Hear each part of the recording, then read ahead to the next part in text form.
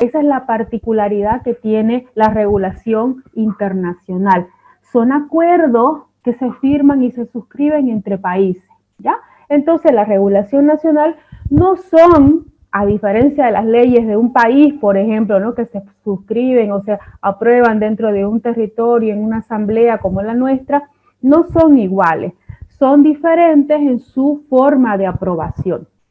Tienen un sistema de aprobación totalmente diferente porque pertenecen a un grupo, ¿no?, de aprobación en la que los países se reúnen para aprobarse, se ponen de acuerdo para suscribirlo, ¿no? Y una vez se ponen de acuerdo para suscribirlo, recién se ponen en vigencia. Una vez cada país retorna a su país y los pone en vigencia dentro de su territorio. Ahorita vamos a ver cómo funciona ese mecanismo, ¿ya? Entonces, cuando hablemos de regulación nacional o internacional, estamos hablando de los tratados, de los convenios, de los pactos, ¿ya? Entonces, así funciona la regulación internacional, ¿ok?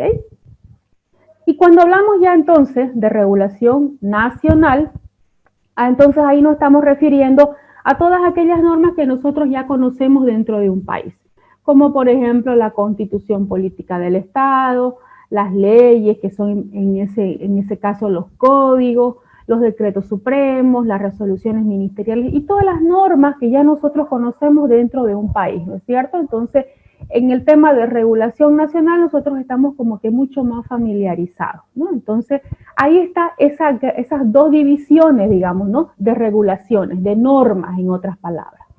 Regulación o normas internacionales y regulación o normas nacionales. Esos dos tipos de normas son las que se aplican cuando hablamos de comercio internacional. ¿Está bien? Entonces, en ese contexto nosotros vamos a desarrollar o aplicar nuestro conocimiento sobre comercio internacional. Bien, ahora vamos a desarrollarnos sobre lo que es la primera parte. ¿Cuál? La regulación internacional. Para ello, necesariamente tenemos que remontarnos a la regulación internacional que es la primera en materia de comercio, ¿no? Bueno, no la primera que se firma, digámoslo así, como comercio, sino que es la primera que como que marca el norte, ¿no?, para que los acuerdos y los tratados y todo lo relacionado al comercio, ¿no?, tenga un sentido único. Me explico. Vamos a ver primero la definición de lo que es un tratado. Lo que es un tratado comercial, lo que es un tratado de derechos humanos, lo que es un tratado por ejemplo, de materia penal. Es decir, un tratado puede tener distintas aplicaciones, distintas áreas de aplicación. Puede haber en comercio, puede haber en derechos humanos, puede haber en materia penal, puede haber en materia de educación. Es decir, un tratado puede ser de una materia cualquiera, ¿ya? Entonces, a nosotros, ¿qué nos interesan? Los tratados referidos a comercio. En otras palabras, a libre comercio, ¿no? En otras palabras. Bien, pero ¿qué es un tratado? En esencia, ¿cuál es su definición? Bien, el tratado es un acuerdo de voluntades entre dos o más estados. Ojo, dos o más estados, países en otras palabras, que es celebrado por escrito. Aquí está la clave, es celebrado siempre por escrito y tiene un objetivo, ¿no?, principal de crear, de modificar o de extinguir una relación jurídica internacional. Entonces, en un tratado se puede crear una relación, se puede regular una relación, se puede modificar una relación que ya existía y se la está modificando a través de un nuevo tratado, o se puede extinguir una relación. Bueno, vamos a extinguir una relación que ya existía a través de un tratado, la vamos a extinguir. Entonces, un tratado es la reunión de dos o más países que se ponen de acuerdo para hacer algo. Y este tratado tiene vigencia solamente, o tiene aplicación y solamente conviene, solamente vincula a los países que firman el tratado. En otras palabras, solamente es aplicable para ellos. ¿Ya? Entonces, esa es la finalidad del tratado. Bien, entonces, una vez hemos conocido esa definición, tenemos que comenzar también, ¿no? Ahora por ver al tratado que ha direccionado en materia comercial cómo se tienen que hacer, ¿no?, las operaciones de tipo comercial en el mundo, ¿no? Y esa obviamente tiene que ser, tenemos que remontarnos al tratado denominado el Convenio de Viena. Bien, el convenio, ¿no?, su nombre correcto, el Convenio de Viena sobre los derechos de los tratados, ¿no?, prácticamente es este convenio, ¿no?, este convenio lo que ha hecho es regular todo, absolutamente todo, cómo se va a hacer para materia de comercio en el mundo. Bueno, la Convención de Viena de 1969 se reúne, ¿no? Los países, ¿no?, se reunieron en aquel momento. Recuerden ustedes que estaban saliendo de una recesión económica totalmente funesta para los países, acababan de terminar, ¿no es cierto?, venían ya ellos terminando, ¿no?, terminando de salir todavía de guerras civiles y demás, terminando una Segunda Guerra Mundial, es decir, venían terminando de hacer una infinidad de daños económicos para los países, y los países necesitaban establecerse económicamente y había la necesidad principal de surgir entre ellos. Muchos de estos países necesitaban, ¿no?, reencauzar sus economías, y estas economías no se podían reencauzar porque cada uno de los países tenía sus propias normativas, cada uno de los países tenía sus propias regulaciones, y era imposible, ¿no?, avanzar porque eran prácticamente, ¿no?, un sinnúmero de obstáculos, ¿no?, avanzar en materia de comercio, porque era traspasar fronteras y toparse con una nueva regulación, traspasar otra frontera y traspasar una nueva costumbre. Cada uno de los países tenían un mecanismo de costumbre, regulaciones diferentes, formas de aplicar el comercio de maneras diferentes. Entonces, había una serie de cosas que estaban totalmente dispersas y había que urgentemente, la palabra surge como estandarizar las cosas.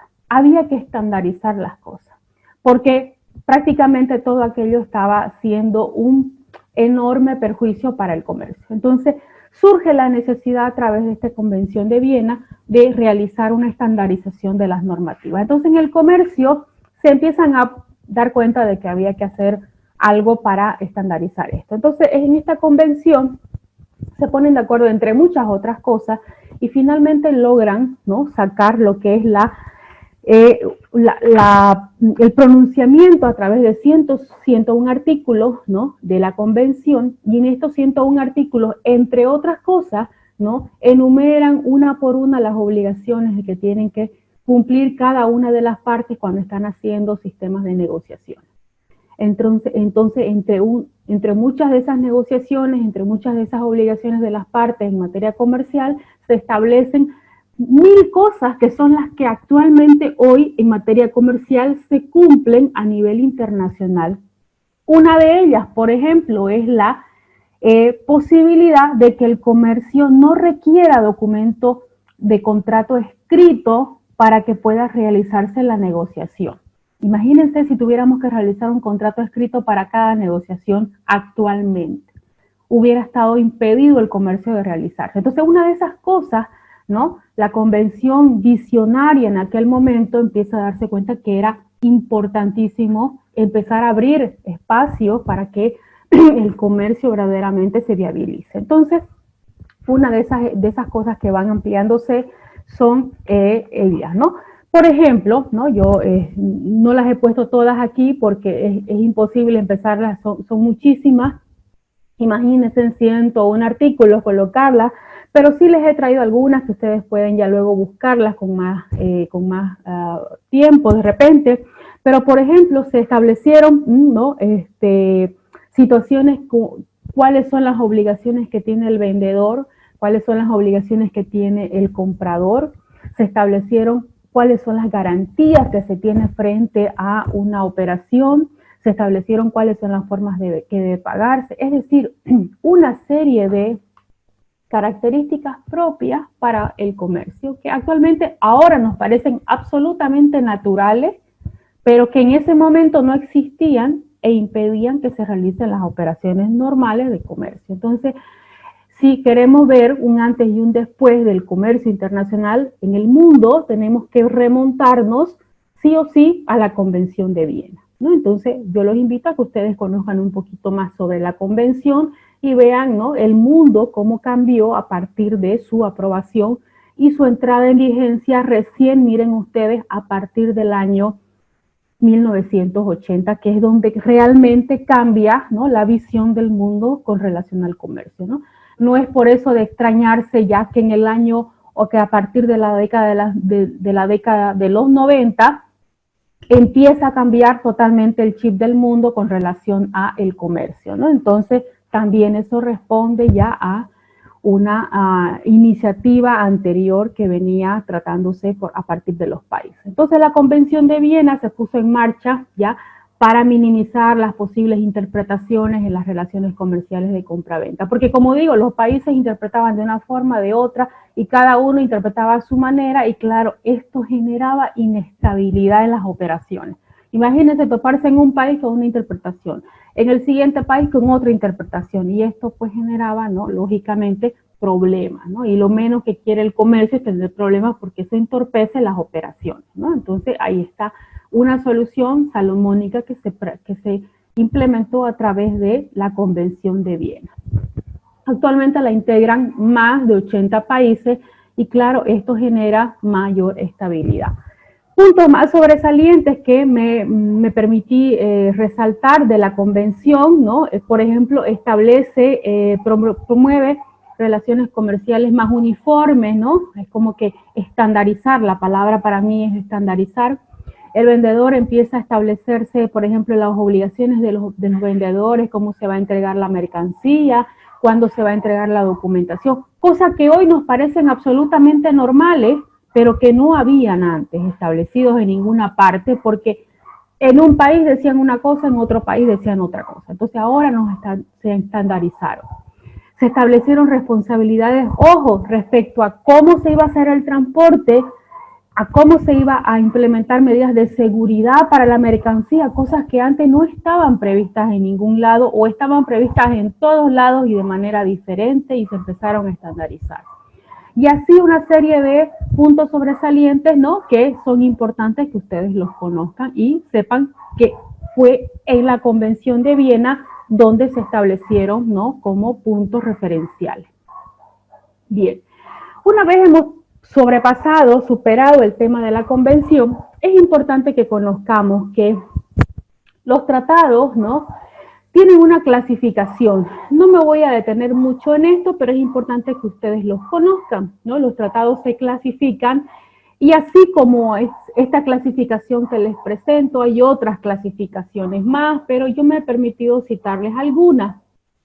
Por ejemplo, se pueden clasificar por el número de las partes. Recuerden que las partes en un tratado son los países. Los países son las partes miembros de un tratado. Entonces, por ejemplo, en la primera, por el número de las partes, pueden ser bilaterales, es decir, firmados por dos países, o pueden ser multilaterales, firmados por más de dos países, ¿no? Pueden ser también los tratados por su formalidad, se pueden clasificar, pueden ser simples o pueden ser complejos. Simples, que es solamente a la simple firma, ¿no? O complejos que requiera, no sé, de la aprobación de la asamblea o de los congresos de los países, ¿no? Puede ser también una clasificación por la importancia del tratado, ¿no? Puede ser como un tratado ley que requiera que se aplique inmediatamente a través de una ley, o puede que se aplique como un contrato el tratado, ¿no? Que tenga la visión de un tratado contrato, ¿no? Entonces también puede ser por su importancia. O por la posibilidad de acceso también se puede clasificar el tratado, que puede ser abierto o puede ser cerrado. Puede ser abierto cuando hay un tratado ya, ¿no?, firmado ya por algunos países, y permite este tratado que puedan ingresar otros países, que puedan adherirse otros países al tratado. O cerrados, que solamente estos países que ya firmaron el tratado, solo para ellos y ya nadie no pueda agregarse otro país. Es decir, clasificaciones hay, ¿no? Hay muchas más, ¿no? Pero yo me he permitido citar algunas. Los que más conocemos, ¿no? Generalmente son estos de la primera parte, que son por el número de las partes, que son los bilaterales, multilaterales, que son los que más conocemos, porque en materia de comercio son los que más aplicamos, porque están bilaterales, multilaterales, forman parte más países, etcétera, etcétera. Entonces, eso es una clasificación para que ustedes sepan de que estas clasificaciones existen en materia de tratados internacionales, ¿no? Bien, ahora, un tratado, ¿cómo ingresa, cómo se aplica, cómo entra en vigencia en un país? ¿No? En un país, en cualquier país del mundo, ¿no? Tiene un sistema de aplicación, ¿no?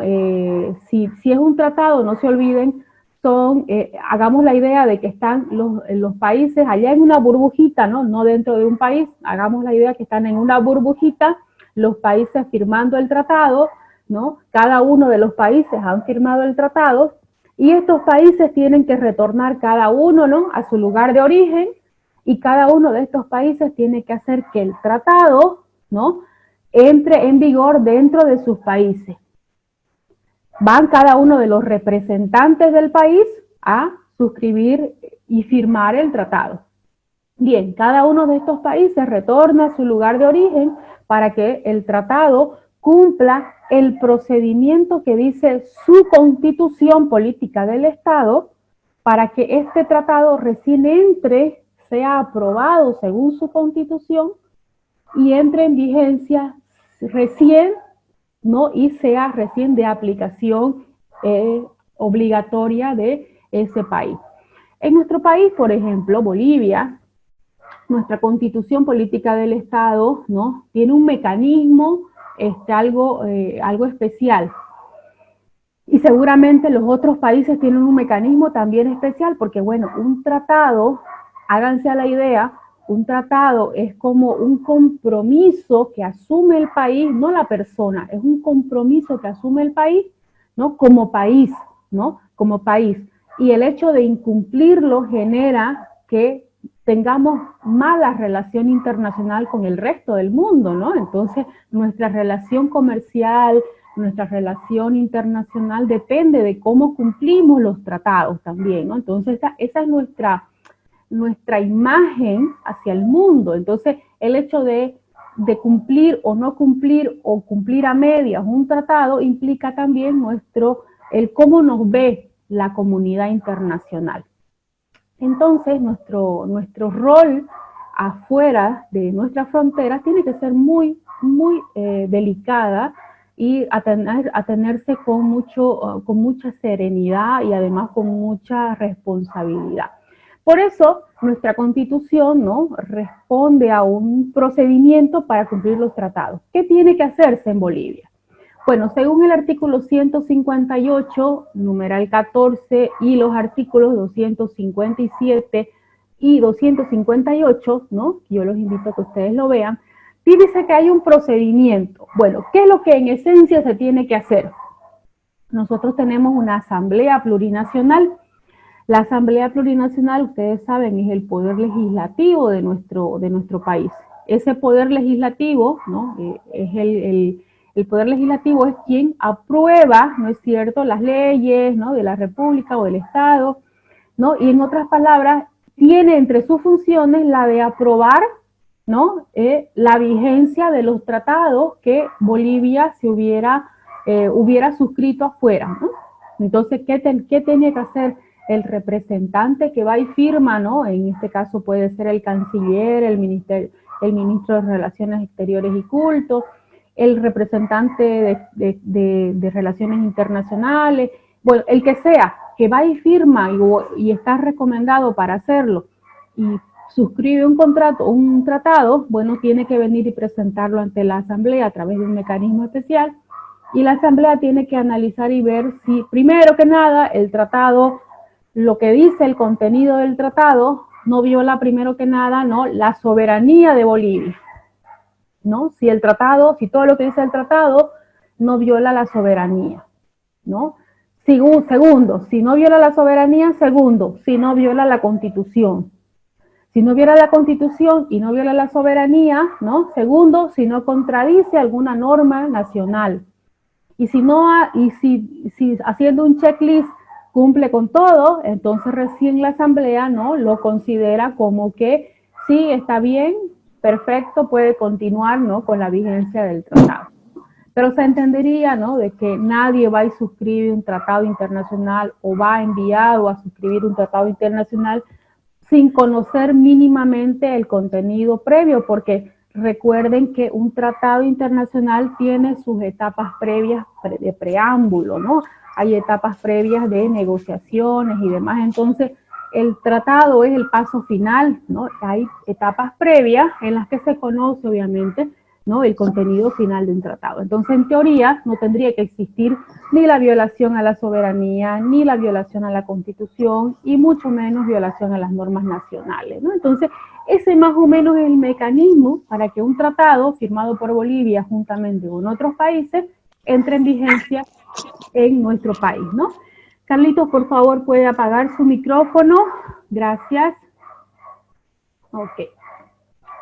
Bien, entonces, una vez hemos comprendido, esa es la estructura, ¿no?, de de cómo funcionan los tratados internacionales y cómo funcionan en nuestro país la entrada en vigencia para que nosotros después los cumplamos, no tenemos que olvidarnos que el hecho de incumplir un tratado internacional nos pone en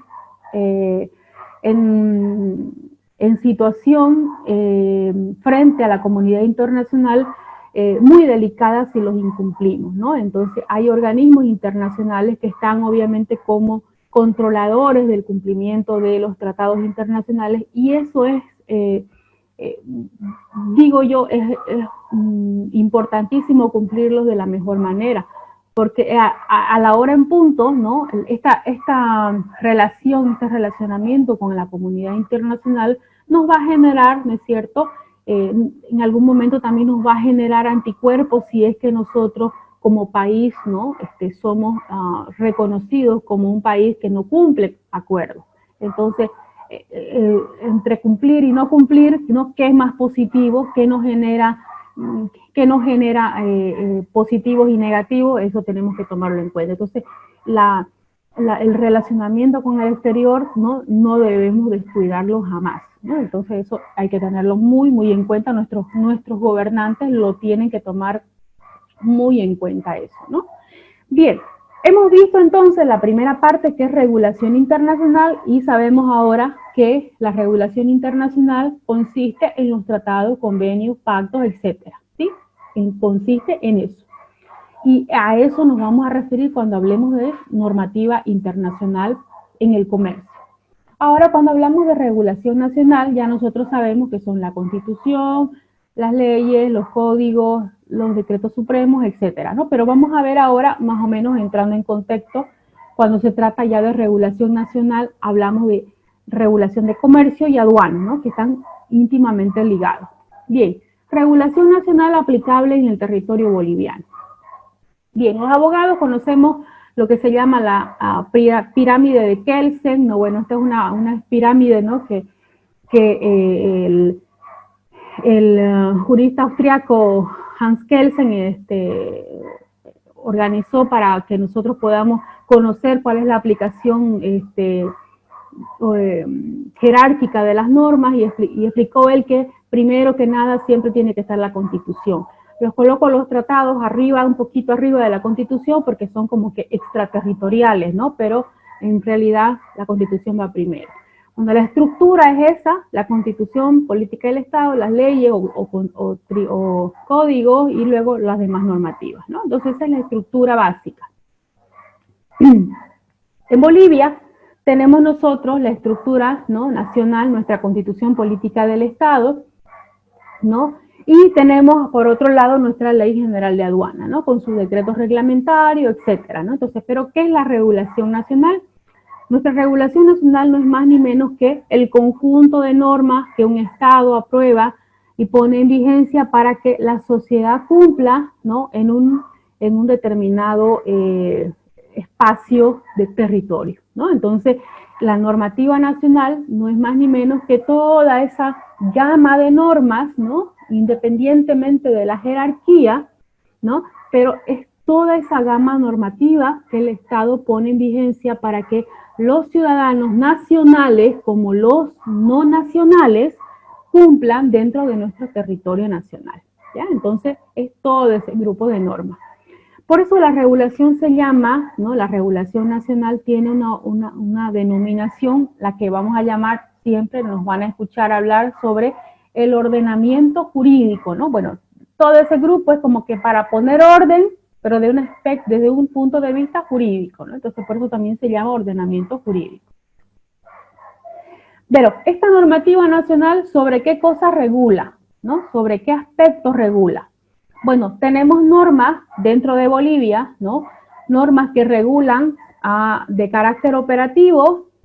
Hay normas que regulan en Bolivia sobre aspectos fiscales o de orden tributario. Tenemos normas en Bolivia que regulan aspectos de carácter administrativo.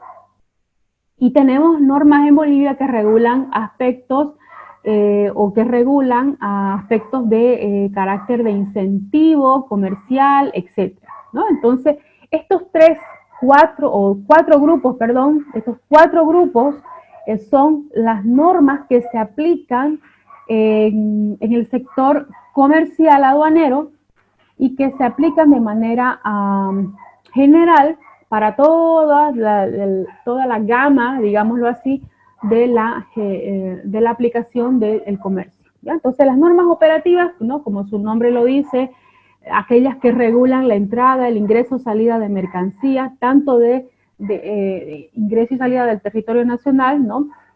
Regulan los aspectos relacionados a normas de origen, destino, es decir, todo lo que se trata al sistema operativo, a lo que es la parte operativa, el cómo se va a operar. La parte de la normativa de tributos, ¿no?, o el ámbito fiscal, como su nombre lo dice, ¿no?, está relacionado a aquel sector, ¿no?, de recaudación, entonces a la parte recaudadora.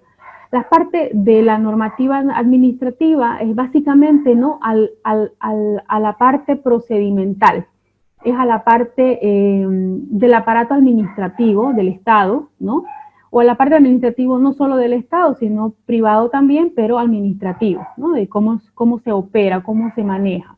Y la parte del incentivo comercial, ¿no?, que son aquellas directrices, ¿no?, para impulsar el comercio, para impulsar, por ejemplo, la importación, la exportación, es decir, algunas normativas, disposiciones referidas, ¿no?, a el sector económico como tal. Entonces, como ven, todos estos aspectos son regulaciones de carácter, ¿no?, nacional, ¿no?, que están vinculadas al ámbito, ¿no?, de carácter comercial. Entonces, una vez hemos hablado de esa parte en el tipo estrictamente general de la normativa nacional, ahora nos adentramos a ver lo que es la parte aduanera. La Ley General de Aduanas, ¿no?, la Ley 1990, ¿no?, que hace poquito nomás ha cumplido cuántos años, ¿no?, el 28 de julio del 99, ¿no?, puesta en vigencia. Regula en el artículo 1, por ejemplo, ¿no?, el ejercicio de la potestad aduanera, es decir, ¿no?, el ejercicio de aquella potestad, esa posibilidad de que solamente el Estado regula, ¿no?, el cómo se va a controlar, ¿no?, el ingreso, salida de las mercancías, y esa potestad que se le da a un ente denominado aduana nacional para hacer ese control, ¿no?, donde se establecen los regímenes aduaneros y el control que se van a realizar a estos regímenes, ¿no?, donde se establece todo el conjunto de la potestad aduanera, cómo se va a aplicar, es decir, todas aquellas obligaciones, el cumplimiento, todo aquello relacionado al ámbito aduanero y que, vuelvo a repetir, no está desligado en ningún momento desde el punto de vista de la operación de comercio. Entonces, si hablamos de comercio, vamos a estar ligados sí o sí, ¿no?, al ámbito, ¿no?, que regula la Ley General de Aduanas, ¿ya? Entonces, eso se refiere a la normativa nacional, ¿no? Entonces, para entrar entonces en mucho más la materia, nos vamos a remitir a la tarea específica a la que hace referencia la Ley General de Aduanas, que es el control aduanero. Y el control aduanero referido, ¿no?, al ingreso y salida de las mercancías, ¿no? Aspectos importantes que tenemos que tomar en cuenta en cuanto hablemos de la Ley General de Aduanas. Aspectos importantes como cuáles. Recordemos, la Ley General de Aduanas, ¿no?, regula el ingreso y la salida de las mercancías.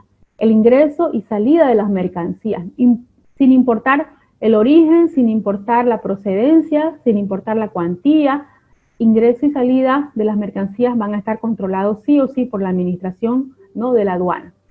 Establece establece los tributos y su cuantía. Define los sujetos pasivos y el sujeto activo, que siempre obviamente va a ser la aduana, ¿no? Y el sujeto pasivo, ¿quiénes son los obligados a pagar? Establece cuáles son los regímenes aduaneros, ¿no? Establece una gama de regímenes aduaneros, cuáles son los aplicables dependiendo de la operación. Establece cuáles son, ¿no?, aquellos regímenes especiales. Establece, ¿no?, cuál es el mecanismo, el procedimiento para la valoración aduanera, ¿no? El punto sensible, el punto neurálgico de la importación, ¿no es cierto?, del despacho, es justamente la valoración aduanera, el momento clave, porque es el momento a partir del cual luego se establece la liquidación de los tributos, ¿no?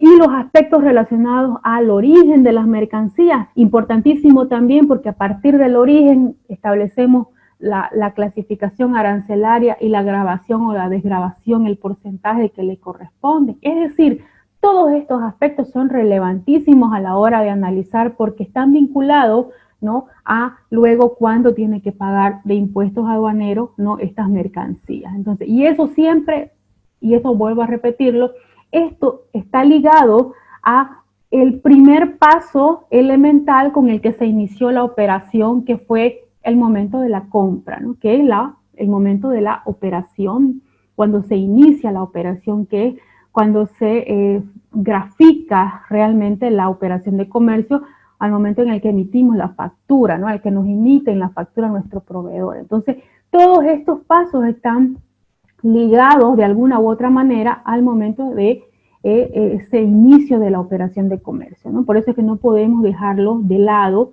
y tenemos que nacer juntamente con el aspecto del despacho aduanero, nace casi conjuntamente con el momento de la realización o el inicio de la operación de comercio. Entonces, con esta parte, ¿no?, nosotros terminamos lo que es la parte de la normativa de la regulación en comercio en contexto de los dos campos que a mí me parecía que era importantísimo hacer relevancias, ¿no?, para no mezclarlo y que conozcamos primero lo que era la parte de comercio internacional con su regulación y la parte de comercio internacional con su regulación nacional, ¿no? Hasta aquí, ¿alguna pregunta, por favor, antes de ingresar a esta segunda parte?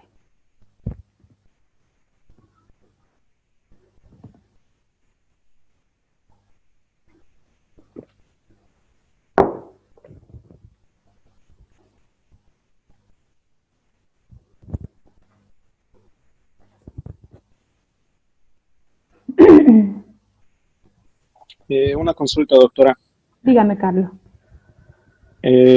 Cuando no hay un tratado entre dos países, ¿puede existir comercio entre ellos aún así? Por supuesto, claro. Hecho por particulares. Claro, claro que sí. Lo que pasa es que la importancia, ¿no?, de los tratados entre países hace que los mercados sean mucho más flexibles, ¿no?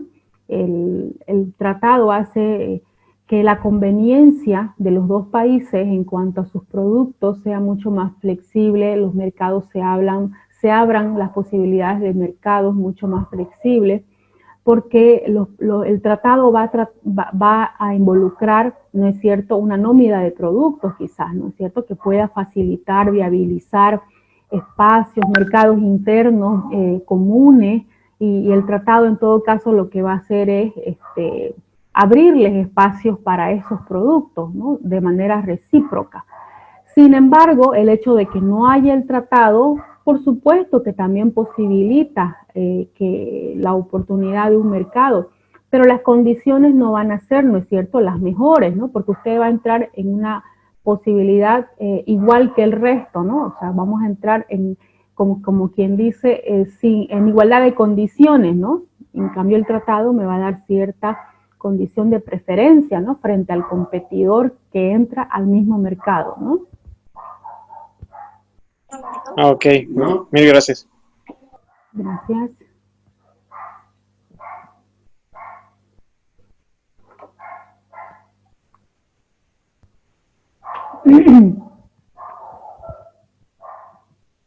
Bien, si no hay preguntas podemos seguir avanzando y si desean al final igual hacemos las preguntas. ¿Les parece?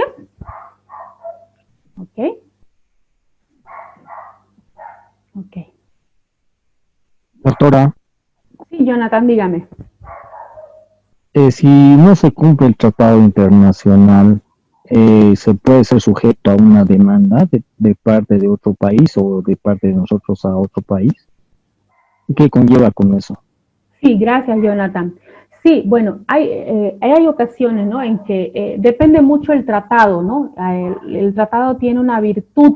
Como es un contrato, hagan de cuenta que es un contrato, entonces el tratado tiene en su propio contenido, tiene el mecanismo de cómo se va a sancionar, si vale la palabra, me la acabo de inventar, pero tiene su propio contenido, tiene su propia metodología de autorregulación.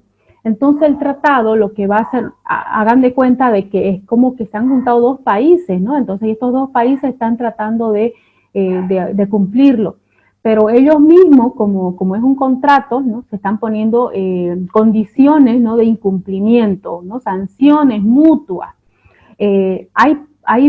Obviamente hay países que se someten a tratados internacionales a través de un mecanismo ya de una organización específica.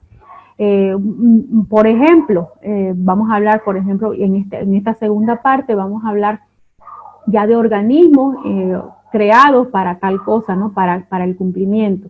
Hay organismos internacionales, ¿no?, que hacen, ¿no?, como deudores para el cumplimiento, ¿no?, de ciertas condiciones de ver que cumplan los países los tratados. Entonces, pero sin embargo, no quiere decir que exista algún tribunal, digámoslo así, ¿no?, que venga y sancione y ponga una multa a alguien porque no cumpla un tratado. Vuelvo a decir, no se olviden ustedes que cuando decíamos la definición de un tratado al inicio de la clase, decíamos que es un acuerdo de voluntades. Es un acuerdo de voluntades, es decir, aquí en un convenio, en un tratado, no hay nada sujeto a una imposición ni a una obligación de coacción. Coacción es la obligación, pero hacia la fuerza, no hay tal cosa. Eso es una obligación generada al marco de las buenas relaciones entre los países, ¿no? Entonces no hay nada a través de la fuerza. El momento en el que existe tal cosa, el convenio o el tratado se desnaturaliza, ¿ya? Entonces, siempre este documento, entre comillas, o este relacionamiento nace a raíz de la buena intención, ¿no?, de la buena relación. Entonces se entendería de que no tendría que hacer falta que nadie presione para el cumplimiento, ¿no? Entonces el tratado por sí mismo tiene que cumplirse, en el contenido tendría que estar, ¿no?, en caso de incumplimiento, ¿no? Pero en esencia el tratado no requiere mayor presión. Yo siempre recuerdo nuestra experiencia, ¿no?, con el tema de nuestro tratado con Chile, por ejemplo, ¿no? Y sin entrar en los detalles de si estaba bien o estaba mal, yo solamente haré el ejemplo del tratado, de que era un convenio, era un tratado firmado a raíz de una decisión en aquella ocasión. Y no se puede no se puede, no porque fuéramos nosotros, no puede ningún país, ¿no?, acudir a una instancia, cualquiera que sea, y presionar a través de un organismo, cualquiera que sea, para obligar a otro país con el que ha suscrito un acuerdo o un tratado a que lo obligue a suscribir o a modificar un tratado. Pierde la esencia del tratado. ¿Se comprende? Porque no se puede, la naturaleza de un tratado es la buena voluntad de las partes. No se puede coaccionar. Tiene que hacerse siempre en los niveles de negociación. Es decir, otra vez nos tendremos que volver a sentar, otra vez así, ¿no? No se puede acudir a las instancias de presión, no se puede. Bueno, vuelvo a repetir, sin criticar, yo sé que para nosotros como bolivianos es un tema muy, muy sensible, lo conozco, es muy sensible, como boliviana también es muy triste el resultado, pero desde el punto de vista de análisis, ¿no?, de tratados internacionales y de derecho internacional, ¿no?, en esencia los tratados no pueden resolverse en esas medidas, tienen que resolverse en las medidas de negociaciones paralelas, no sobre otras, no tiene que imponerse porque, vuelvo a repetir, pierde su esencia, ¿no?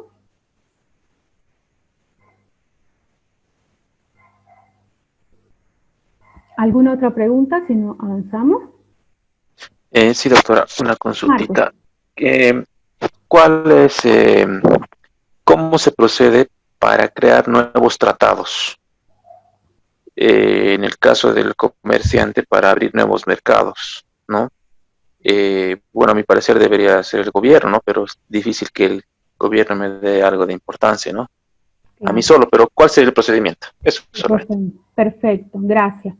Bien, Marcos. Bueno, el procedimiento es, como bien lo dice usted, está muy, muy bien ubicado. Nosotros, como personas particulares, no podemos actuar nosotros, como personas particulares e intentar hacer un tratado, porque vuelvo a repetir, ¿no es cierto? Ya lo hemos comprendido, los tratados se hacen entre países. Entonces tiene que actuar el Estado boliviano a través de sus representantes legitimados, ¿no es cierto?, para poder actuar a través de otros países. Entonces, esa instancia se reconoce únicamente a los representantes legitimados para actuar. ¿Quiénes, por ejemplo? En este caso, ¿no? Los legitimados para actuar son nuestros representantes ante los organismos internacionales. Como quienes, por ejemplo, actualmente, cuando hubo el Ministerio de Economía, el Ministerio de Relaciones Exteriores y Cultos, actualmente creo que lo han sustituido por el canciller o la canciller, ¿no es cierto? Entonces, actualmente está sustituido por ese puesto. Entiendo que hay otros, pero entiendo que es ese el puesto, me parece. Bueno, pero cualquiera que sea, tiene que ser un legitimado, un puesto gubernamental, ¿no? Tiene que ser un puesto gubernamental, ¿no?, reconocido por el país, por nuestro país, para ir a ser legitimado. Entonces, el mecanismo, el conducto regular sería que, como las instituciones llamadas o reconocidas por el Estado boliviano, no sé, las cámaras, los organismos de las pequeñas y medianas industrias, no sé, pero así, grupos que representen, ¿es cierto?, grupos organizados, hagan llegar sus pliegos, ¿no?, sus solicitudes a través de reuniones, que hagan llegar, ¿no?, sus propuestas, ¿no es cierto?, sus negociaciones, porque son ellos, ¿no?, somos nosotros quienes realmente vamos a darle las herramientas a nuestras autoridades para que ellos sean los visionarios cuando toquen ir a hacer las negociaciones, ¿no? Porque de otra manera, de repente nuestras autoridades no todo lo van a saber, ¿no? Ellos no siempre pueden saberlo todo, entonces somos los ciudadanos los que tenemos que darle a ellos las directrices, ¿no?, para que ellos hagan mejor su trabajo y de repente pidan o gestionen, ¿no es cierto?, instancias de mejores mercados, mejores condiciones para negociar con este país mejor que con este otro, digamos, ¿no? Porque nosotros somos los que les vamos a dar a ellos las visiones, ¿no? Como comerciantes, ¿no? Porque somos los que conocemos, entonces a ellos hay que darles esa visión. ¿Y de dónde puedan salir estas ideas, estas proposiciones? De los sectores, ¿no? Que estamos interesados en llegar o en hacer conocer nuestro producto a determinados mercados. Entonces, de ahí tienen que salir, Marcos, ¿no? Las propuestas, ¿no? Y encaminarlas, ¿no? Obviamente con las condiciones requeridas mínimas, ¿no? Entre ellas, pues, ¿no? Condiciones de calidad, condiciones óptimas como para poder competir en mercados internacionales, es decir, una serie de requisitos que obviamente, ¿no? Debemos cumplir previamente para que nuestras autoridades tengan las condiciones, ¿no? De poder gestionarnos, ¿no? Y esos mercados, ¿no? Gracias, doctora. De nada, Marcos.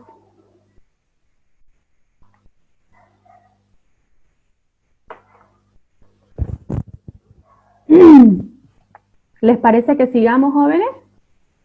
Sí, ¿no? Bien. Ok, vamos a ver, entonces esta segunda parte, ¿no? Vamos a ver, es un poquito, bueno, el detalle está un poquito largo, pero bueno, en realidad no es tan largo, ¿ya? En esta parte vamos a hablar un poquito de los organismos internacionales para que ustedes los conozcan nada más, ¿no? De los que tantos que hay, ¿no? De los organismos internacionales, algunas normas que se aplican en comercio internacional, ¿no? Algunos organismos internacionales que ya seguramente ustedes ya la mayoría los conocen. Vamos a ver qué es la integración y ahí es donde vamos a tratar algunos de los convenios internacionales, ¿no? De los más importantes, de los más relevantes. Vamos a ver qué es la integración. Vamos a ver cuáles son esos organismos más relevantes que nosotros los escuchamos hablar, pero no sabemos más o menos dónde situarlos, en qué parte están. Ya vamos a conocerlos, ¿ya? Entonces, con eso empezamos, ¿ya? Esto es importante porque yo en la anterior presentación hablaba un poquito de la historia. Es importante conocer la historia para que nosotros encontremos hoy en día la razón de ser de muchas instituciones, organismos, de dónde salieron. Bueno, el conocer un poquito de qué pasó antes nos ayuda a entender el por qué existen hoy día las instituciones que existen. Bueno, este preámbulo me ayuda a mí para que ustedes comprendan ese por qué, ¿ya? Miren ustedes, cuando finaliza la Segunda Guerra Mundial, recuerden que la Segunda Guerra Mundial tiene una duración entre el 39 y el 45, ¿ya? Estos países que intervinieron en esta terrible Segunda Guerra Mundial, en la que murieron pues cerca de 2 millones de civiles, ojo, civiles, no eran soldados, eran civiles, trajo consigo, ¿no? Una serie de consecuencias económicas funestas para el mundo. Entonces, estas consecuencias lograron, pues obviamente, que los países quedaron, como ya dije antes, en terribles situaciones económicas. Generó esto que haya una situación posguerra general terrible. Entonces, ¿qué hicieron? La necesidad de los países de generarse movimiento económico urgentemente empezó a generar, además, ¿no? El auge de creación de estos organismos internacionales, porque había que hacer algo para oxigenar las economías de los países. Se empiezan a crear los famosos comités, comisiones que estaban lideradas, ¿no? Por estos países que eran los que necesitaban empezar a gestionarse movimiento económico pero urgente. Entonces, ¿qué pasó? ¿No? Durante la segunda mitad del siglo XX, ¿no? Se forman algunos de estos organismos internacionales. Estamos hablando 1990 y tantos, ¿ya? Entonces, a partir de ahí se empiezan a generar. Se generan estos dos tipos de organismos internacionales. Por un lado, los organismos gubernamentales, que eran intergubernamentales, formados por organismos formados por varios países, por varios gobiernos, y habían algunos organismos de tipo no gubernamentales, como las famosas ONG, que actualmente nosotras las escuchamos y las conocemos por ahí, ¿no? Y que las vemos que participan y actúan, y de alguna manera decimos de dónde salieron. Bueno, salieron y surgieron a raíz de toda esta situación que les vengo explicando. Entonces, aparecieron organismos intergubernamentales y aparecieron organismos no gubernamentales. Entonces, de esa manera es que aparecen y surgen estos organismos internacionales. Bien, ¿qué leyes se aplican en el comercio internacional? Ya las explicamos en el anterior diapositiva, no me detengo en esta parte. Cuando nosotros hablamos, ¿no?, ya de normas de carácter internacional, estamos hablando, recuerden ustedes, de acuerdos. Estamos hablando, cuando hablamos de normas internacionales, hablamos de acuerdos. Actualmente nosotros conocemos, ¿no?, un sinnúmero de acuerdos internacionales, pero los acuerdos que más nos vamos a referir y que en el ámbito de comercio internacional nos vamos a referir, siempre van a ser aquellos recurrentes. ¿Cómo cuáles? Nos vamos a referir al Acuerdo General sobre Aranceles Aduaneros y Comercio, que es el famoso GATT, ¿no es cierto? Ese famoso acuerdo, el famoso acuerdo del GATT, que es el antecesor, ¿no? El acuerdo del GATT es el antecesor de lo que luego se convierte en OMC, la Organización Mundial del Comercio. La OMC aparece ya en los 90, ¿no? Aparece como OMC, pero antes existía el acuerdo del GATT, que era un organismo, o era un acuerdo solamente, ¿no? Como un organismo, pero que no funcionaba como organismo, sino que prácticamente era un antecesor de la OMC, pero prácticamente no era un organismo como tal. Entonces ya los países se organizan y formalmente funciona ya como OMC, y ahora ya la conocemos así. Entonces el acuerdo formal es el GATT, ¿no? El GATT, y a partir del GATT es donde nosotros conocemos ya, ¿no?, todo aquello relacionado a los aspectos de la mercancía. Entonces, ese es el que en el ámbito aduanero vamos a aplicar y vamos a estar constantemente consultando para ver, ¿no?, todo aquello en el ámbito aduanero sobre aspectos de mercancía.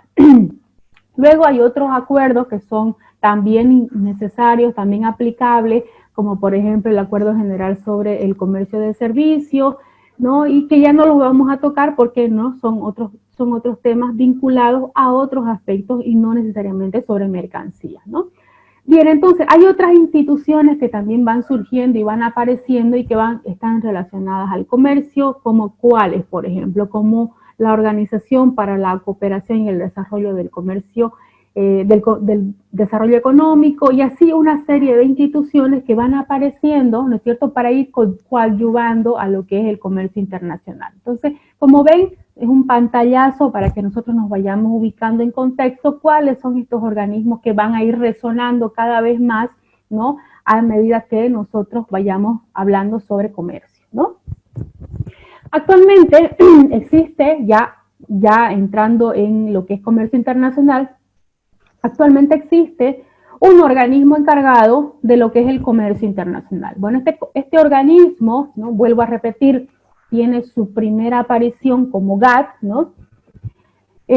Como organismo internacional, bueno, es la OMC, ¿no?, que se ocupa de las normas mundiales por las que se rige el comercio entre las naciones, ¿no? Es un organismo de carácter no gubernamental, ¿no?, pero prácticamente no compuesto por todos los organismos de todos los países del mundo. Su principal función es velar porque el comercio se realice de la manera más fluida y previsible y libre posible. Es decir, la OMC prácticamente se convierte en un controlador, ¿no?, de que el comercio sea fluido, ¿no?, establece parámetros, establece regulaciones internas, da capacitación. Es decir, la OMC, así como ha funcionado y la hemos visto trabajando a la Organización Mundial de la Salud en el tema de la pandemia, bueno, la OMC cumple una función similar dependiente de la ONU, ¿no? Entonces, la ONU está aquí, digamos, y a partir de la ONU se despliegan los otros organismos internacionales sectorizados. Entonces, una es la Organización Mundial de la Salud, la Organización Mundial del Comercio, y así sucesivamente tenemos, ¿no?, los otros organismos internacionales sectorizados, ¿no?, según el área a la que se refiera, ¿no? Y ahí tenemos a la OEM, la Organización Mundial de Aduanas, etcétera, ¿no? Entonces, como ven, ¿no?, cada uno tiene su ámbito de aplicación y como ámbito de aplicación van a regular o van a fiscalizar, entre comillas, aunque no fiscalizan, sino que establecen, regulan, aplican, controlan, viabilizan, estandarizan, ¿no? Las normativas y en esencia se preocupan, ¿no? Que haga, en este caso, el comercio que se haga de manera muchísimo más fluida y que sea, miren la palabra que utiliza, ¿no? Previsible y libre posible, ¿no? La previsión en tema comercial pues genera, ¿no? El ahorro de millones de dólares, ¿no? La previsión hace posible, ¿no? La ganancia y la utilidad luego para los que invierten en comercio, ¿no? Recuerden ustedes que al inicio nosotros hacíamos una explicación de que el comercio lo que genera y busca es lucro, ¿no es cierto? Entonces, bueno, aquí el comercio prácticamente genera gestiones para que haya una previsión y esa previsión genere lucro en esencia, ¿no?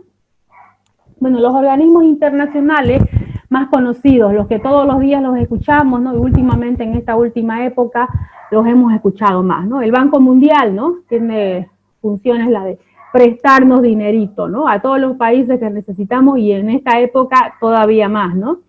La Organización de las Naciones Unidas, ¿no? La ONU, el Banco Internacional de Reconstrucción y Fomento, el Banco Interamericano de Desarrollo, el famoso BID, el Fondo Monetario Internacional, el famoso FMI, la Organización Mundial del Comercio, que ahí está, la OMC, la Organización para la Cooperación y el Desarrollo Económico, y así puedo nombrar toda la noche organismos internacionales, ¿no? Pero, bueno, algunos de los que usualmente vamos a ir escuchando y vamos a escuchar. Y aquí escucho, o aquí cito algunos que no son necesariamente solo los que escuchamos en materia de comercio, los vamos a escuchar en otras materias también, en otras áreas, ¿no? Y para que ustedes vean que hay organismos internacionales en todos los colores, sabores, ¿no? Y ahí están, ¿no? Para todas las materias. Bien, ahora sí entramos a lo importante, ¿no? A lo que vinimos, como decimos, ¿no? Bueno, ¿qué es la integración? Bueno, aquí es lo importante porque nosotros a partir de ahora tenemos que comprender para qué sirve aquello que habíamos visto en la anterior presentación. Nosotros habíamos visto que los tratados servían para algo, nosotros veíamos que los tratados servían para que los países se pongan de acuerdo y entonces de ahí ¿qué más pasaba? Entonces vamos a ver para qué sirve.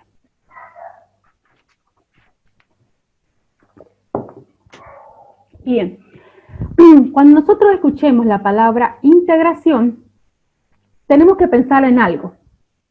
La integración implica que cada uno de nosotros, ¿no? Nosotros, por ejemplo, hoy día en la clase, cada uno de nosotros nos hemos integrado a la clase.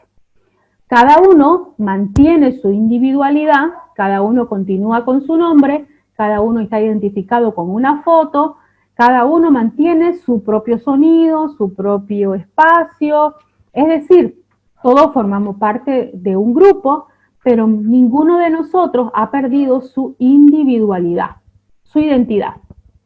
Bueno, la integración funciona de la misma manera.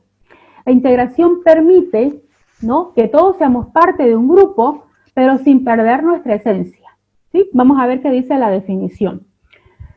¿Qué es integración? La integración consiste en el proceso mediante el cual dos o más países van eliminando entre ellos las distintas barreras económicas que pudieran tener. Ojo, barreras económicas que pudieran tener. Entonces, las barreras económicas son las que se van a eliminar. Pero no nos quedamos ahí. La integración implica que las barreras económicas sean una de las barreras que se van a eliminar, ¿ya? De tal forma que las transacciones económicas nacionales y las internacionales tienen cada vez menos diferencias a medida que avanza el proceso de integración. Entonces, integrarnos significa que con el resto de los países vamos a ir teniendo menos diferencias. Entonces, nos vamos a ir como que asimilando con el resto. Entonces, integrar sería lo mismo, o estaríamos en el camino, o estaríamos más o menos como un concepto similar al de globalizar. Yo diría que sí, es más o menos casi como eso.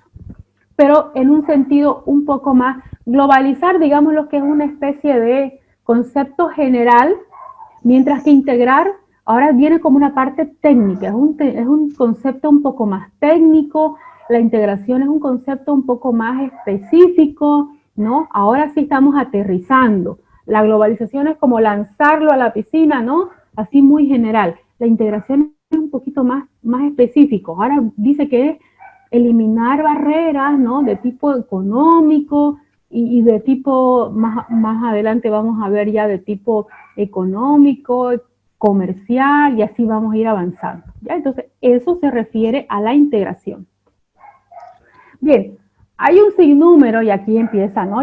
Ya, y aquí empieza ya aquí empieza como decimos en mi pueblo, el chocolate. Hay diferentes formas de integración. Sí, todas estas, al final y al cabo, terminan siendo integración. Yo solamente las coloco, ¿no? Las coloco porque son las diferentes formas que existen. Que funcionen o no funcionen es otra cosa. Ya, vamos a ver. Diferentes formas. Hay, por ejemplo, la primera, áreas de preferencia aduanera. Hay zonas de libre comercio. Seguramente ya empezarán a acordarse de algunas, ¿no? Y les pasará, sí, yo he escuchado, ¿no? Sí, bueno, ya se van familiarizando con los términos. Hay otra forma de integración que se llama unión aduanera. Hay otra forma que se llama unión económica. Hay otra forma que se llama unión monetaria. Hay otra que se llama unión política. Y de repente, por ahí vamos a acordarnos de que la integración que estamos viendo, de repente hemos escuchado alguna por ahí que suma varias de estas. Bien, todas estas formas de integración, en esencia, lo que tienen, lo que quieren, lo que generan, es que los países, ¿no? Los países, porque recordemos que estas integraciones no son de personas, no son de cosas, son de países. Estas formas de integración lo que hacen en esencia es generar que los países de alguna manera se favorezcan. Como por ejemplo, la forma de integración denominada áreas de preferencia aduanera. ¿En qué consiste? Vayámonos a la columna de la derecha. Dice que consiste en concesiones arancelarias. Bueno, te voy a conceder, ¿no es cierto?, este tipo de aranceles, te voy a dar, vos me vas a dar, nos vamos a dar mutuamente, ¿no? Concesiones arancelarias en las que nos vamos a ayudar mutuamente, ¿no? Este grupo, esta lista de productos, nos vamos a ayudar mutuamente. Es decir, todo un hermetismo, toda una negociación para que ciertos aranceles nos beneficiemos mutuamente. Bien. ¿Qué consiste la zona de libre comercio? Bueno, la zona de libre comercio consiste, según la columna de la derecha, en un desarme arancelario y comercial. Bueno, prácticamente, como dice su nombre, zona de libre comercio, ¿no? Nos ponemos de acuerdo estos 2 o 3 países y bajamos los aranceles, ¿no? Desaparecen, ¿no? Y entre nosotros, estos países, vamos a liberarnos de aranceles y va a ser zona de libre comercio. Es una zona libre, no hay absolutamente ningún arancel, no, es arancel cero, en otras palabras. Bien, vámonos a la otra, unión aduanera, un desarme de arancel y comercial más tarifas exterior común. Y así puedo ir explicando una por una, pero en esencia, ¿qué vamos a encontrar? Que ninguna o pocas de estas formas de integración aduanera o de integraciones, en esencia, funcionan a cabalidad en lo que son nuestros países de América. Bueno, ¿cuáles son las razones? Bueno, las razones, ahí están, ¿no? Para hacer un libro. Las razones por las que no funcionan es empezando, ¿no? Por las políticas que aplican los países, la falta de estabilidad económica y política y social que tienen los países, la falta de seriedad en las políticas de los países, y así puedo ir enumerando y sin ánimo, ¿no?, de generar descontento ni generar polémica, pero si hay verdaderamente un modelo a seguir en cuestión de integración, ¿no? Tenemos que salirnos del continente americano y remontarnos al continente europeo e irnos a lo que verdaderamente es, ¿no?, un modelo a seguir en cuestiones de integración.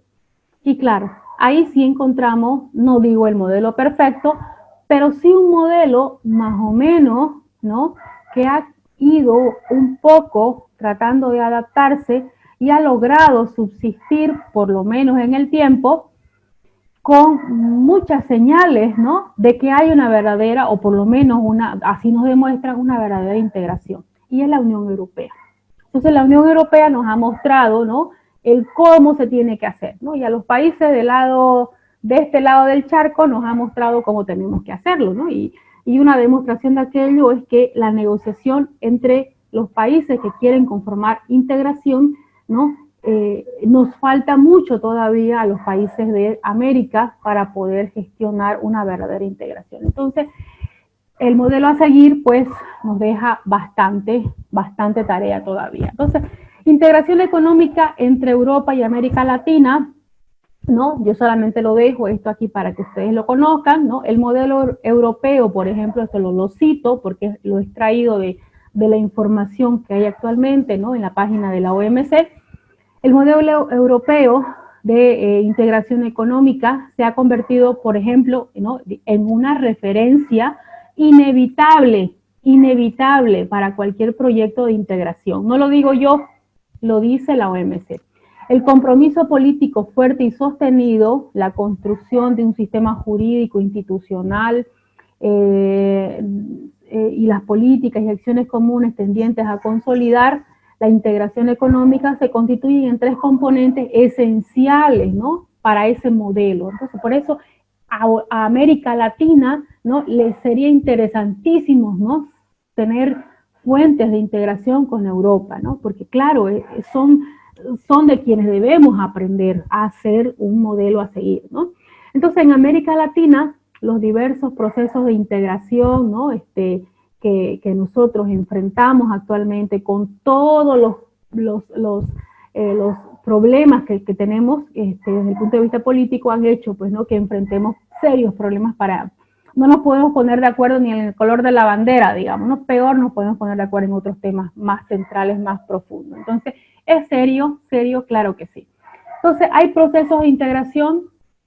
La Unión Europea es un modelo a seguir que tenemos que analizar concretamente y claro, si nosotros queremos analizarlo, ahí está, para que nuestras autoridades cuando toque negociar se sienten y analicen y ahí lo vean, ¿no? No pretendo yo guiar ni enseñar absolutamente nada, ahí está, es lo que el mundo conoce, ¿no?, de estos países y ahí está cómo funciona. Entonces los modelos de integración actualmente, el modelo anterior que es el de Europa, ¿no?, el modelo actual en América, el modelo del Mercosur, ¿no?, es donde participan, ¿no es cierto?, el Estado, nuestro país participa actualmente, está en proceso de adhesión, ¿no? Nosotros ya no somos parte, pero estamos en proceso de adhesión, tenemos un protocolo de adhesión que está veremos, ¿no?, está todavía en proceso de aquello, llevamos 2 años en proceso de adhesión, esperemos que nos acepten, pero nosotros a partir del Mercosur tendríamos buenas iniciativas, buenas perspectivas para formar parte. Argentina, Brasil, Uruguay, Paraguay y Venezuela formaban parte. Venezuela, ¿no es cierto?, ya no es parte, por todos los problemas sociales, políticos que enfrenta Venezuela. Es decir, como procesos de integración, ¿no?, tenemos modelos a seguir, ¿no?, pero han sufrido, sobre todo en la última década, han sufrido serios inconvenientes como modelos de integración. Entonces, ahí estamos, ¿no?, América Latina, recibiendo, ¿no?, los pormenores de esos problemas que enfrentan los estados vecinos, ¿no?, de nuestra América, ¿no?, que lógicamente influyen y afectan, pues, a los convenios internacionales que actualmente hay, ¿no? Hay otros procesos, por ejemplo, otros convenios, ¿no? Que son también procesos de integración, ¿no? En realidad, cuando decimos procesos de integración, hablamos de estos convenios suscritos por varios países. La comunidad andina, de la que Bolivia es parte, ¿no? En realidad, es parte con mucha más tiempo inclusive que con el Mercosur, ¿no? Bolivia es parte de los países, ¿no? De la comunidad andina, ¿no? Que bien, si bien el espacio comercial no es tan amplio como el tema del Mercosur, pero económicamente es más rentable actualmente por un tema económico. Entonces, bueno, ahí estamos, somos parte también, y ahí estamos también, somos parte. La UNASUR, que ya sabemos, ¿no es cierto?, ha quedado en desecho, ¿no? Se fueron saliendo los países y al final quedó, ¿no es cierto?, así quedaron como cuando se salen de la clase del Zoom, ¿no es cierto?, los estudiantes y queda unito solo, ya, ¿de qué sirve la clase si solamente hay uno, no? Bueno, así más o menos ha quedado UNASUR, bueno, así está, ¿no? Entonces ya no hay UNASUR, ¿no? Y bueno, a eso me refería con integración, ¿no? Entonces esos son los más relevantes que yo podía citarle, ¿no? Como convenios internacionales de integración, ¿no? Entonces a eso me refería. Bueno, en cuestión de la normativa nacional ya no me voy a referir porque ya lo hablamos en las diapositivas, ya estaban hablados, ¿no? Se los había comentado. En cuanto a las funciones que tiene la Dura Nacional, ya las conocemos. Entonces, eso era lo que yo quería mostrarles, ¿no? Con relación a nuestra participación en el contexto en el que yo los quería colocar a ustedes, para que luego ya en la siguiente clase, en la clase del día miércoles, vamos a referir ya toda nuestra clase al contrato de venta, compraventa y compraventa internacional, que es donde nos vamos a explayar, y ahí sí nos vamos a referir ya a lo que es nuestra compraventa nacional e internacional, ¿no? Y ahí vamos a hablar obviamente ya de la parte que nos interesa y que todos estamos seguramente esperando, porque es lo que en realidad, ¿no? Nos llama la atención conocer, ¿no? Con mayor precisión, ¿no? Bien, preguntas, jóvenes. Si pueden encender sus cámaras sería ideal, me gustaría verlo.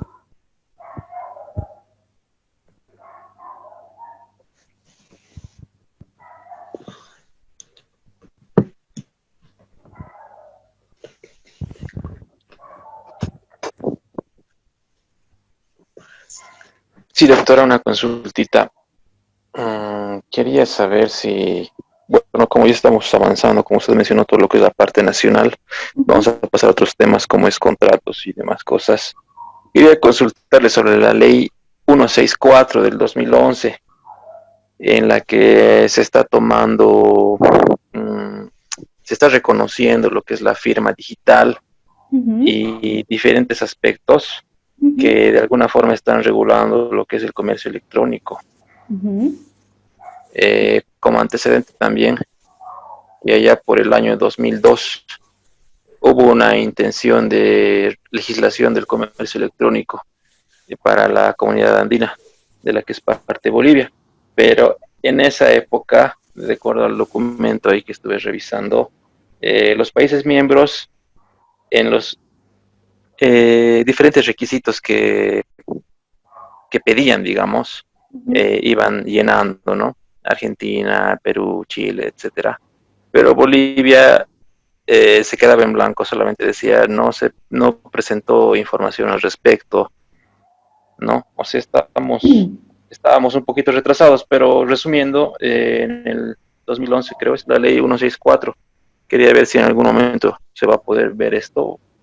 No todo, ¿no? Los puntos más sobresalientes, creo que son unos 6, 7 puntos, ¿no? Donde se reconoce la firma digital, se reconoce el correo electrónico como un documento válido para, bueno, trámites jurídicos, no sé cómo lo llaman los abogados, ¿no? Es como un documento legal válido, ¿no? Que se puede presentar como una prueba, digamos, que no tiene que ser alterado, se tiene que mantener original, se puede verificar que no haya sido modificado, etcétera. Eso, doctora. Ya, está bien. Marcos, lo voy a tomar en cuenta, sí, lo estoy considerando justamente para el tema del día miércoles, sí, lo estoy considerando porque me parece importantísimo. Obviamente no lo vamos a ampliar porque lo vamos a tocar como un puntito más para comentario, pero sí es parte de lo que pensaba tocar, porque a ver, la firma electrónica es algo de lo que no podemos dejar de hablar. Hemos hablado tanto, ¿no es cierto?, del cambio del comercio, es algo de lo que no podemos dejar de comentar. Entonces sí, vamos a tocarlo, claro que sí, y con seguridad hay otros elementos más, como el tema de la prueba, hay algunos documentos de tipo digital, electrónico, que también son importantes considerarlo, y si son considerados prueba o no. Documentos digitalizados que en la aduana nacional se están considerando como documentos de parte del despacho, ¿no? Que sí también son en esta última etapa sobre todo. Entonces sí vamos a tocarlo de manera también, por lo menos no puntual, pero sí de manera general, vamos a tocarlo, ¿sí? Vamos, para que se quede tranquilo, pero gracias por tomarlo en cuenta también y sugerirlo, ¿sí? Gracias, Marco. Gracias, doctora.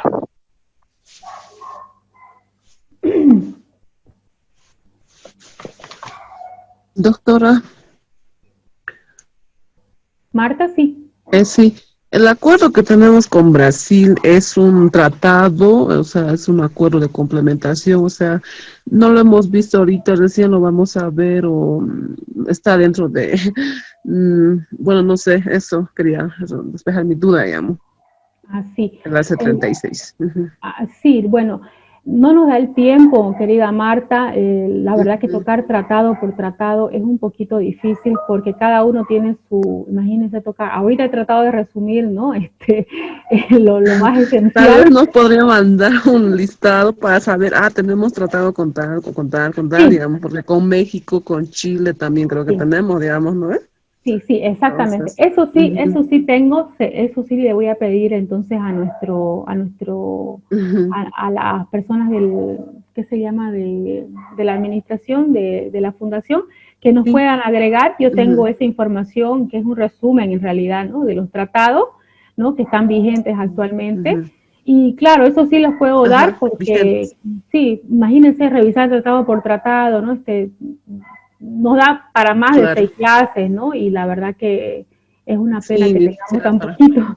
Pero sí, claro que sí, Martita, con todo gusto, yo les voy a facilitar. Y para que ustedes tengan un resumencito ahí y les sea suficiente, ¿ya? Claro que sí, con todo gusto. Más bien yo me lo anotaré, cosa de que no nos falte, ¿ya? Okay. Ya, doctora, ¿sí? Gracias, se lo agradezco.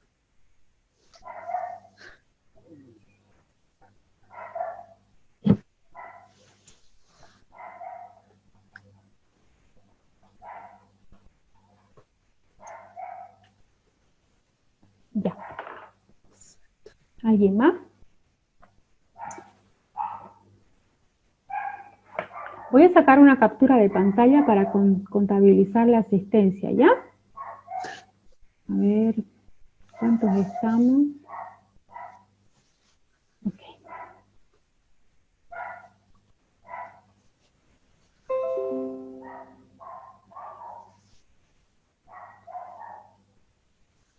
Sí, ya está. Bien. ¿Alguien más? ¿Alguna pregunta?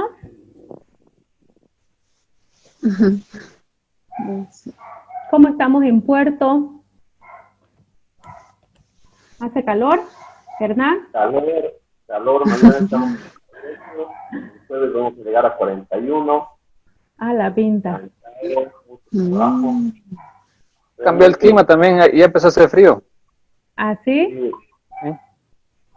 Está venteando. Tengo una duda, ¿no?, con el tema, digamos, del trabajo, que es de concesionarios. Realmente, el tarifario no se ha tocado desde el 2002. ¿De qué forma se puede llegar a regular? O sea, porque a mi empresa realmente le llega a afectar esto, ¿no? Los únicos beneficiados son los de la aduana. ¿Cómo podríamos hacer o qué políticas se pueden implementar para una mejor recaudación? El tarifario. Bueno, el tarifario, le cuento, querido Hernán, que está en realidad ha sido tocado ya el tarifario, sí, ha sido tocado, lo que no ha sido es puesto en vigencia. Sí, ha sido tocado, lo hemos revisado y lastimosamente no ha sido puesto en vigencia aún, bueno, por esta situación, por el tema de la etapa de transición. Es que hay unas, perdón. Nosotros, digamos, ahora cobramos 0,49 de lo que se cobraba 0,45 del valor sí. Ya. Lo único que se tocó hasta el día de hoy. Ajá. Lo demás es pérdida para el DAF. Es el DAF. Y es terrible. Y ahora tengo una tarea muy difícil de elevar las recaudaciones. Le cuento que el problema, no problema, el conflicto está en el mecanismo en la fórmula, le cuento, Hernán, en la fórmula. Nosotros cuando hemos tocado el tarifario hemos cambiado, bueno, hemos decidido, hemos analizado y la fórmula es la que se ha cambiado. Y bueno, el tema está como estamos en la etapa de transición, bueno, se han analizado otros temas, así que esperemos que para la próxima gestión sea posible, ¿no? Analizarlo. Ese es el gran problema en este momento. La etapa de transición pues nos ha traído atraso, imposibilidad de poder ejecutar muchas cosas, ¿no? Que se han quedado en el tintero, ¿no? A ver, esperemos. Muchas cosas se han quedado y así le puedo contar de otros temas más, ¿no? Pero uno de esos temas pendientes pues es el tarifario, ¿no? Que ya en realidad el ajuste le hace falta hace mucho tiempo, ¿no? Fácil, eso amerita haberlo ajustado hace unos 4 años, ya 5 años, como si nada. Disculpe, doctorita, la pregunta del compañero era ¿por qué pagamos tanto impuesto cuando importamos? Es que no se escuchaba bien. Sí, Marcos, él preguntaba por qué no se ha modificado el tarifario que se cobra, que se aplica al concesionario para, lo que pasa es que el concesionario de depósitos, el que tiene la concesión de depósitos aduaneros actualmente, el contrato con la aduana, tiene un tarifario con el cual se aplica para poder cobrar el servicio, ¿no? Y ese servicio luego sobre ese servicio luego ellos pagan un importe, ¿no es cierto?, a la aduana nacional del servicio que le cobran a su usuario, ¿no? Ellos en base a eso también le pagan a la aduana nacional por el uso, ¿no? Entonces, lo que le está diciendo es justamente que no se ha ajustado ese tarifario que tiene muchos años en uso, en aplicación, y que no se ha ajustado. Claro, tiene toda la razón Hernán. Yo le decía que el tarifario en realidad se ha tocado, pero no se ha puesto en vigencia. Entonces, a ver, veremos, Hernán, qué pasa la otra gestión. Esperemos que sí. No me haga hablar, Hernán, porque no puedo, no estoy autorizada todavía. Y encima grabado, ¿no? Está bien, va a ver. Yo pensaba me dejaron una tarea muy difícil. Las recaudaciones muy bajas acá, y ahora tengo que subirlas, el cierre de la frontera, que ahora se tiene que activar otra vez. Es una tarea. Sí. Lo que pasa es que en todos los sectores está ahorita así, ¿no? Está en todos los sectores, ¿no? Está en todos, la verdad es que es todo. En unos más que otros quizás, ¿no? Pero está en todos lados, ¿no? Y claro, el tarifario hubiera salvado, ¿no? Pero la verdad es que no hay forma, pues, ¿no? Ahorita no hay forma, ¿no? Bien, ¿alguna otra pregunta? Más información. Pero eso del tarifario, doctorita, al final afectaría al consumidor final, ¿no? Si va a subir. Bueno, no sé exactamente el tarifario de qué, si es por el almacenaje de la mercancía o en base a qué. Pero si sube, nos afecta al consumidor final, ¿no? No es que suba, no es que suba, no. En realidad, bueno, esto es, bueno, no me pregunten sobre eso, pero en realidad lo que yo les decía era que cambie de repente la fórmula. No me pregunten, no estoy autorizada, pero en realidad que cambie la fórmula. Pero se está cobrando ahorita de una manera y de repente cambiar la fórmula sería mucho más beneficioso para todos. Esa era la idea, cambiar la fórmula, ¿no? Sí, esa era la idea. ¿no? Una última consultita, doctorita, disculpe. Revisando toda la información disponible y al alcance que nos ofrece Internet, varios países, menos Bolivia, cuentan con una ley de comercio electrónico. Entonces, Bolivia solamente tiene lo que es el Código de Comercio. En el caso de que se vaya a redactar una ley de comercio electrónico, esta ley tendría que anexarse a lo que es el Código de Comercio o se dictaría como una ley aparte. ¿Y quién se encargaría? ¿Cuál sería el encargado de hacer la redacción de esta ley? Nueva ley sería. Ok, Marcos, muchas gracias. Bueno, ¿cómo funciona la técnica legislativa? Funciona más o menos así. Nuestra forma de estructura de Estado tiene 4 poderes, ¿no es cierto? El órgano legislativo, el órgano judicial, ejecutivo y actualmente el órgano electoral. Bueno, el órgano legislativo es el encargado de esa parte de la creación, aprobación, promulgación de normas, leyes, en esencia las leyes, ¿ya?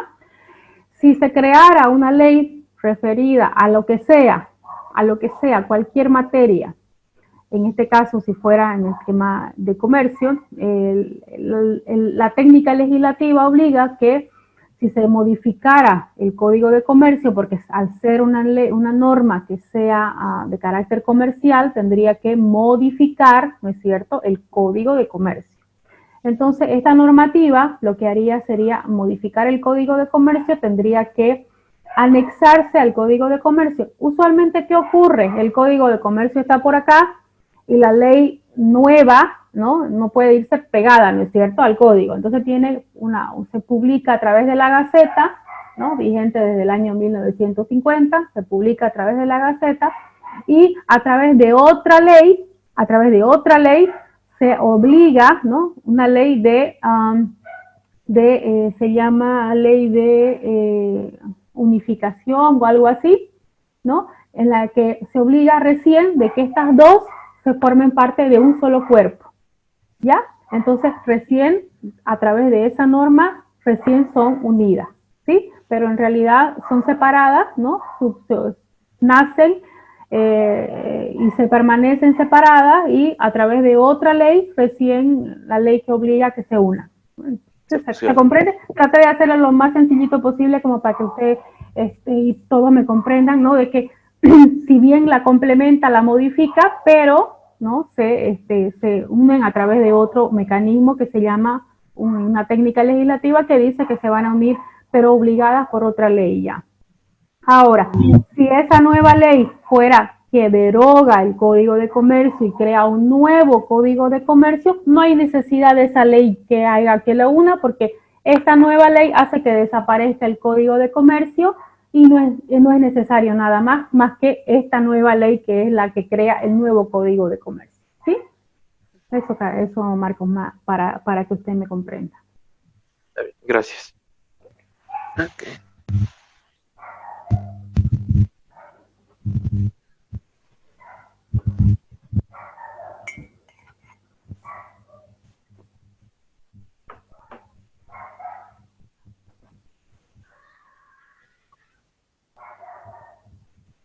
Vamos, pregunten.